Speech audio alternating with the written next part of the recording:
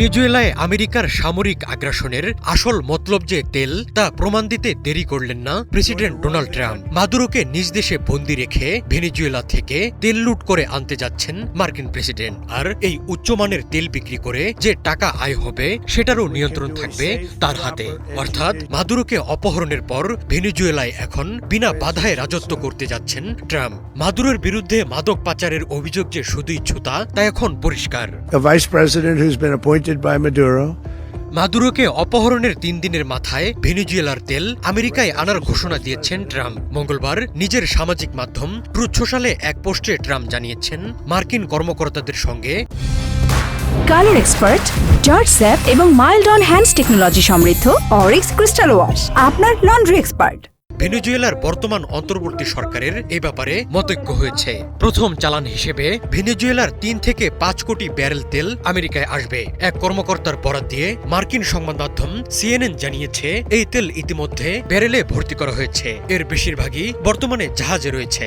এখন সেগুলো পরিশোধনের জন্য আমেরিকার গালফ কোস্টের রিফাইনারিগুলোতে পাঠানো হবে। Having somebody else get in and we have আমেরিকায় আসার পর এই তেল আন্তর্জাতিক বাজারে বিক্রি করা হবে বলে জানিয়েছেন ডোনাল্ড ট্রাম্প। ভেনেজুয়েলার তেলের উপর আমেরিকার বেশ কিছু নিষেধাজ্ঞা আছে, ফলে আন্তর্জাতিক বাজারে মুক্তভাবে তেল বিক্রি করতে পারে না দেশটি।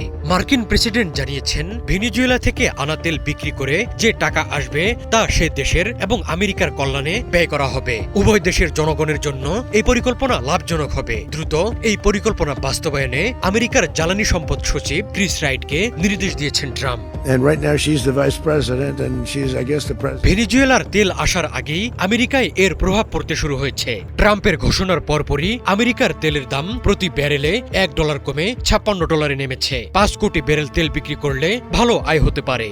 বর্তমানে ভেনেজুয়েলার তেলের বাজার মূল্য ব্যারেল প্রতি $55। সেই হিসেবে বাজার মূল্যে ক্রেতা পাওয়া গেলে এই বিক্রি থেকে $1.65 বিলিয়ন থেকে $2.75 বিলিয়ন আয় হতে পারে। We're going to run the country until such time Latin আমেরিকার দেশ ভেনেজুয়েলা বিশ্বের সবচেয়ে তেল সমৃদ্ধ দেশ। দেশটির খনিগুলোতে মজুদ আছে কমপক্ষে ৩০,৩০০ কোটি ব্যারেল অপরিশোধিত তেল। তবে এত বড় মজুদ থাকা সত্ত্বেও দেশটির দৈনিক তেলের উৎপাদন খুবই কম, প্রতিদিন গড়ে মাত্র ১০ লাখ ব্যারেল। দীর্ঘদিন ধরেই এই তেল কবজায় নিতে চাচ্ছিল আমেরিকা, কিন্তু এতে বাধা ছিলেন নিকোলাস মাদুরো। তাকে অপহরণের পর অন্তর্বর্তী প্রেসিডেন্ট হিসেবে শপথ নিয়েছেন ভাইস প্রেসিডেন্ট ডেলসি রদ্রিগেজ। এই সরকার যে আমেরিকার কথা মতোই চলবে তা বুঝিয়ে দিয়েছেন Trump. a vice president who's been appointed by Maduro and right now she's the vice president and she's I guess the president. She was sworn as president just a little while ago.